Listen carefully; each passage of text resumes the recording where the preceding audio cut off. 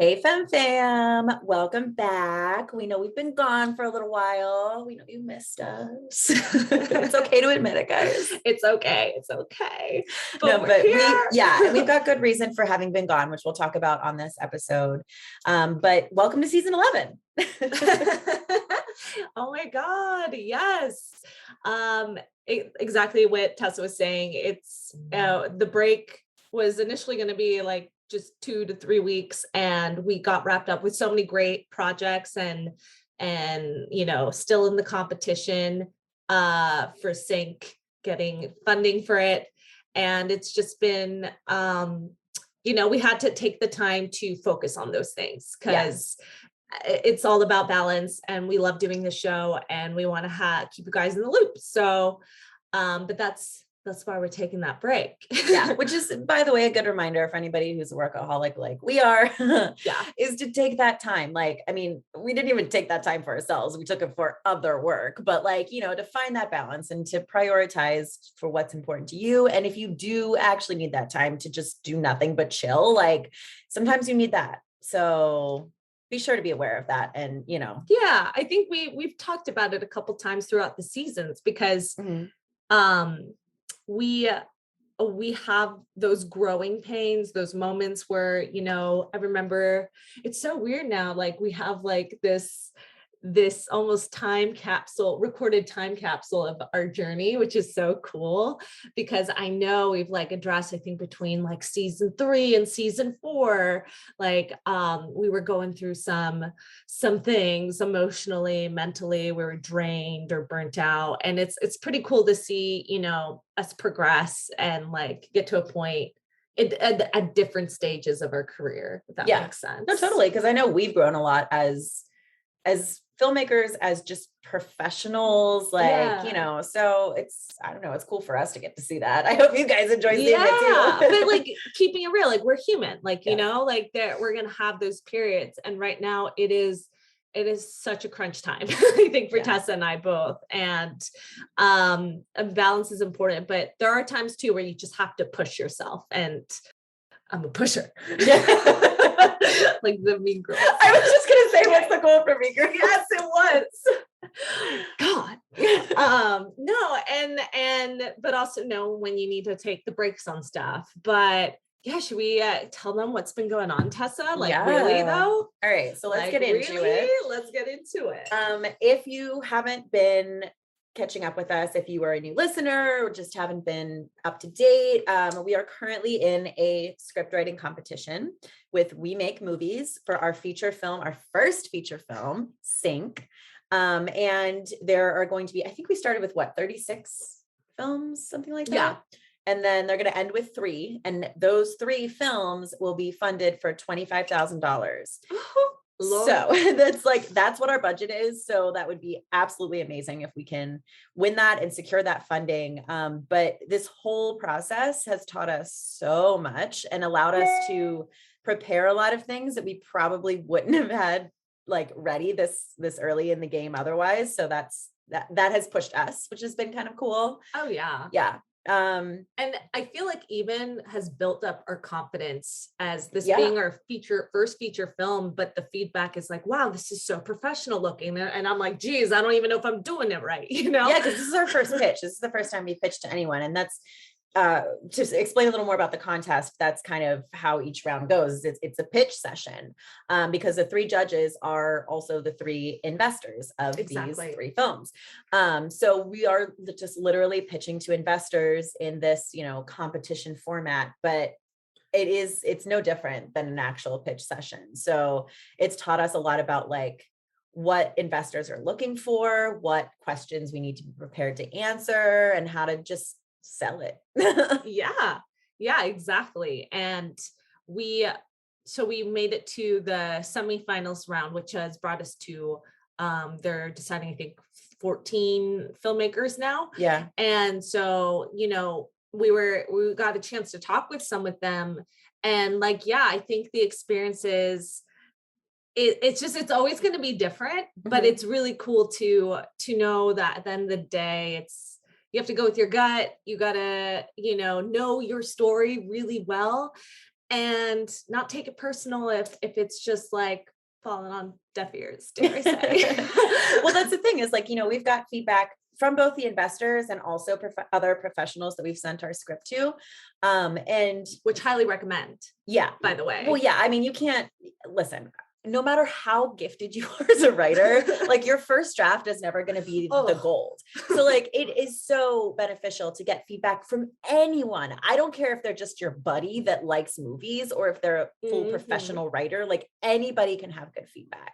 Amen. Sis. And we've done both of that. Like we've got it from just friends that are also writers, but like not professionally, to professional writers, to the investors themselves. Like, we've got it a little bit from everyone. And if I would say, knowing that your first draft is kind of shitty, LOL, it's just so funny because I look back on it and I'm always like, oh yeah, this is pretty good. And then I'm like, now that I'm in the third or fourth draft of it, I'm like, wow, that sucked. Like that first draft really does suck. So if you do have, I guess, I don't know if you agree with me, Tessa, but maybe, yeah, that first draft, give it to friends and see if it's actually like a story that resonates, test it out on that audience.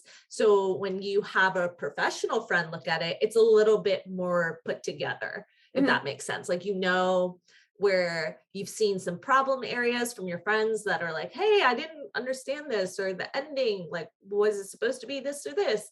So that way, when the professional reads it too, like you've maybe worked on some of that, or can say, you know what, that's the feedback I kept getting from my buddies. Like, why is this happening? Or like, is it just, for us, we learned a lot being transparent here with y'all. Like it was, we had some confusion at the end, which was, we're trying not to like, we're trying to leave it not ambiguous, but just, no, I think ambiguous is a good word. Like, that you kind of draw your own conclusion, but like there is a meaning there, but it's not like we're spoon feeding it to you. But it was a little too ambiguous because the beginning needed work.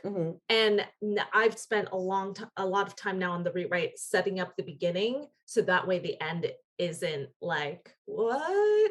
And it's just so interesting, like things like, shout out to Dave Snyder. Yeah, he's amazing. He's the professional that's been helping us. Like he's a godsend.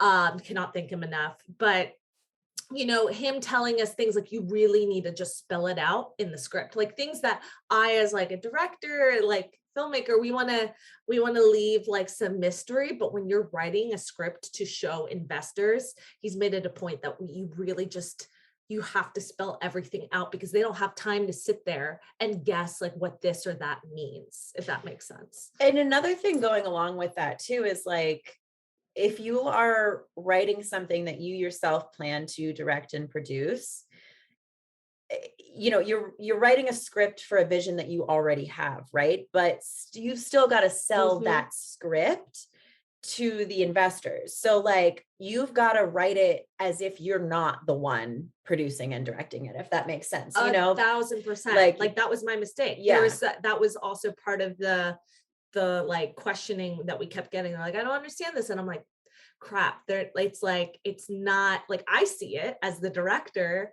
but it's not transferring when an investor is going to read your script. So great point, Tessa. Absolutely. That's something I had to work on, because I just was like, oh, I don't know. I guess I just didn't think investors would sit down and read your script like that. You know what I mean? Like, it's like, they don't got time, but no, like they absolutely should. And part of this competition, I mean, that's what they're supposed to do. So, like that is something you should absolutely keep in mind, like make it dummy proof, because they don't have time to sit there and question. Yeah. And going along that lines of like making it dummy proof is like, provide everything you can. I know for us, the further along we get in this competition, we keep getting the suggestions from the investors of, well, if you know this, provide this. If you'll get an edge up if you can provide this. And so Tessa means like, as far as like who your crew is, or like what kind of, I guess, production like wise. Right. Well, I mean, it'll be different for every production, right? But like the more you can provide in general. So like any of those things that you create in pre-production, if you can provide them early on, it allows the investors to see more clear vision. So like, for example, your budget breakdown, like it's not going to be your completed budget. Obviously, like a lot of things are going to change, but if you can provide them with like an estimated, an estimated budget like that makes them feel a lot better because they know where all that money is going to specifically. And just so anything like that, you know, like you said, your crew that you already have attached, or like a mood board, or if a you treatment, a beat sheet, all of these things, the more you can give, the better you're going to look, and the more professional and prepared you're going to look, but the better they're going to be able to see the entire project and understand why they want to fund it. Yeah. And if you haven't seen on our IG, I've done some like multi-post carousel posts on some of these things, like what a film treatment is, what should be included in your pitch deck. So go review those, guys. If you didn't listen to like a prior episode, or just kind of like, I don't even know what's in that, well, Google it too. Like, honestly, that's like what we did. Cause again, first time doing this, but so important what Tessa is saying. I think that's what we learned the most, which honestly, like, especially with crew members, I want to start talking to the people as soon as I can that I want to work with. I want them to feel part of it so we can be prepared and be excited, because that's where the whole partnership and collaboration happens, right? Yeah. And it's tough too, because sometimes with crew and cast, like you almost don't want to attach people too early because like as an actor, for example, when I see a breakdown for something and they have the shoot dates, like I've learned to pretty much ignore those because they always change. But like, I don't want to commit to something if I don't even have an idea of when it's shooting, because who knows what the hell I'm going to be doing, you know? So it's tough if you're that far ahead of time that you don't even like really know when you're going to shoot. On actors, like, but even crew too. It's like, you know, a lot of them, like we talked to a possible editor and she was saying, you know, she's busy doing X, Y, and Z right now, but she thinks like early next year she'll be free. And like, you know, so it's tough to gauge that kind of stuff. But if it's someone who's really going to be involved in the whole process, like for example, our DP, which sometimes the DP is literally just going to be, you're going to hire them, they're going to be there on the days they need to be there, and that's it. Other DPs are way more involved. And that's why there's like DP director combos and, you know, but we wanted ours to be very involved and have some creative input as well. So we talked to him early on, you know, and he's helping us with some of the pre-production as well. So it just depends on your relationship with those crew members and stuff too. Absolutely.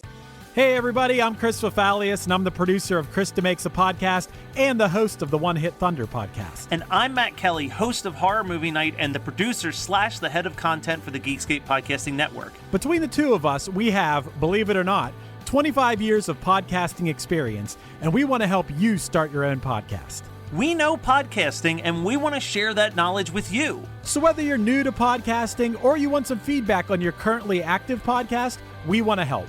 Or perhaps you're just overwhelmed with all of the editing work. Well, we can help you with that also. You can contact us at info@weknowpodcasting.com for more information. We're excited to help your podcasting dreams become a reality. So just stuff to keep in mind. This is how we're doing it. But it's been really cool to feel like, wow, we've got all this stuff put together. So if this doesn't work out with the competition, securing these investors, you know, that's fine. We're actually prepared to talk to the next ones. Yeah. And I think, you know, it's been a lot of work for us. Admittedly, we've been super stressed out about it because, you know, each round that we make, it's like, okay, well, when's the deadline for the next round? Because we've got full-time jobs and lives and acting careers. And like, you know, so it's fitting all of this stuff in. It's very stressful. I will fully admit that. There has been many times where I've just been like, oh my God, I'm so busy. I don't have time for anything. Yeah. But, you know, in the end, it's going to prepare us, like you said, for if we do need to pitch to anyone else. And it's also maybe not half, but a lot of the work of pre-production is already going to be done. Yeah. You know, we're going to have this preliminary budget that we just need to adjust numbers or plug some extra things in, you know, like, because that budget, guys, which is again, something really cool to show the investors that you've thought about it, includes props like where maybe some of the post-production costs are already factored in, the different like locations and like things like insurance, like we don't have there, but we have like it listed, like even just listing it and with a question mark. I mean, no, honestly, it really does help. And I highly recommend that as just a very little side note. When you are making a budget, I went by like a format in a book that had, it was an indie low budget, I'm doing air quotes film, but it was like, they had everything like transportation for company moves and stuff like that, the stuff that we're not going to have. But I didn't include everything, but I included things that I was like, it's a possibility that we might have this, even though I don't think we will, unless it was something I knew we absolutely would not have. Like I still included those with a question mark, because if you just build that in, then you don't have to worry about thinking about it later. It's already in there. It's already something you need, which is something I've also done for like the breakdown. Is that the word where you the breakdown? But it's like, little things like extra coffees for like one scene and like breakfast foods for another scene, things that are like not important, quote unquote, props, but like we know we're going to need them. It's better to just list every single fucking thing on there, because when it comes down to it, your mind isn't going to think about those little things, And no, exactly. And that's what you're showing your investors. Like you literally already like picked apart the script, which is something in an AD, if you are able to have one, should help you with. But that's really cool that you've already done all that work ahead of time. And besides showing the investors that it's going to benefit you too as the filmmaker, because it's not something you'll have to think about later when you're in crunch time, like it's already done, which is why I recommend, like, this process has solidified this, but I always like thought this was kind of the case, is take the time for pre-production. Like give yourself months if you have it, like honestly, because production's only going to be a set amount of days, but pre-production can be as long as you have time to do it, so take that time. And like, it's so funny, like the months are so valuable. And then because like for us, like we have to do a feature film in like 6 days, guys. Like it's really crunch time. So if you have all of that together, you are more prepared so if something hits the fan, like you already factored in it, So I love that you say that. I think the most successful shoots I've on has started pre-production months in advance.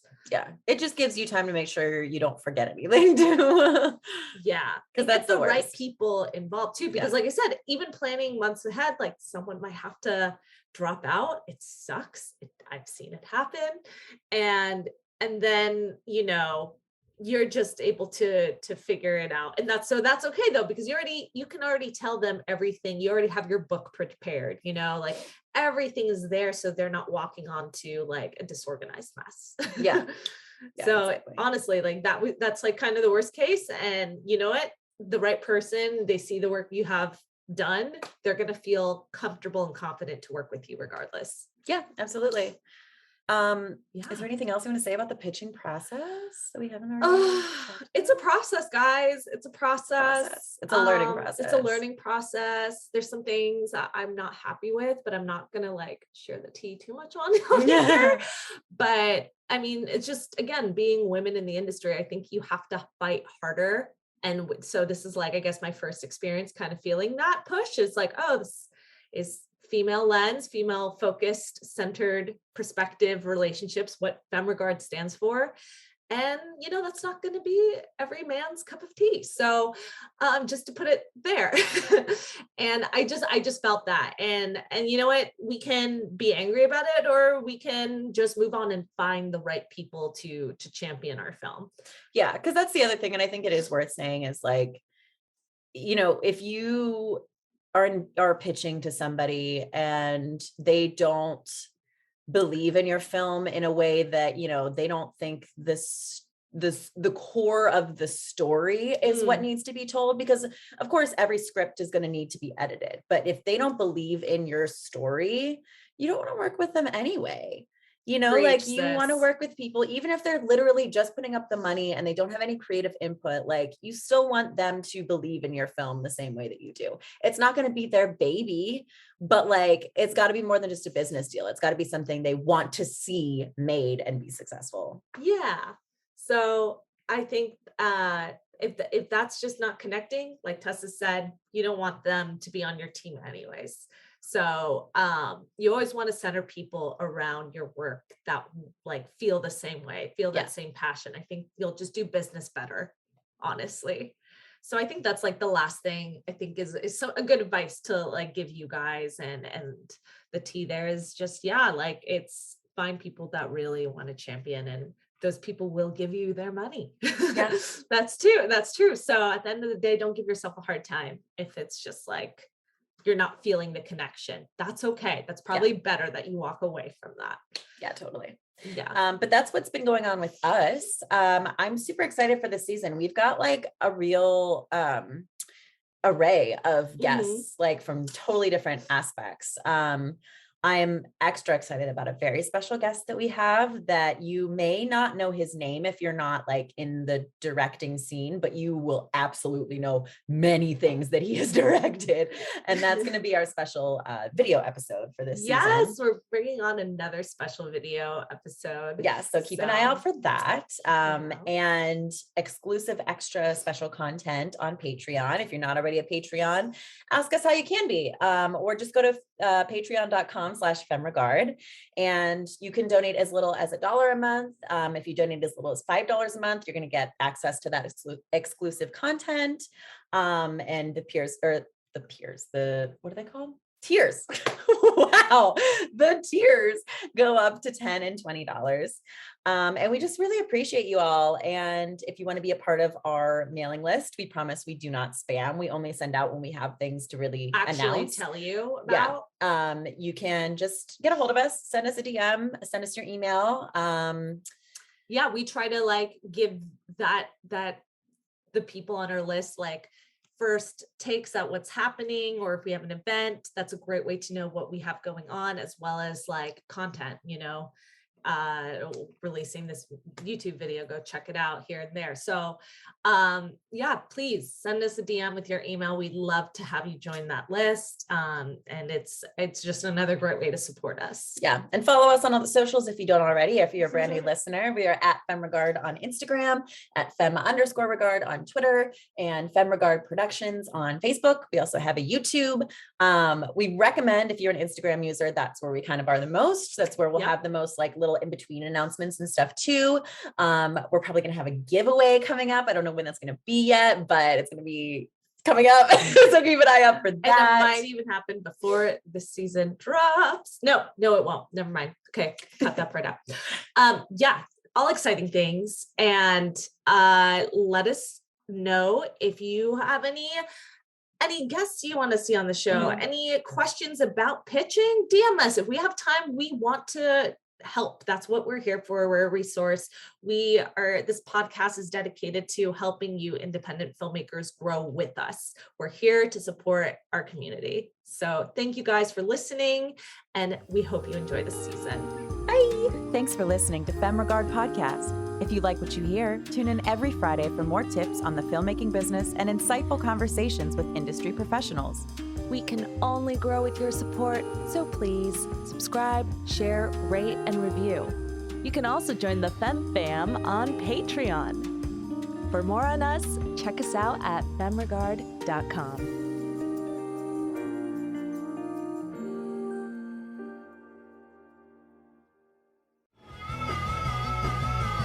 You're listening to the Geekscape Network.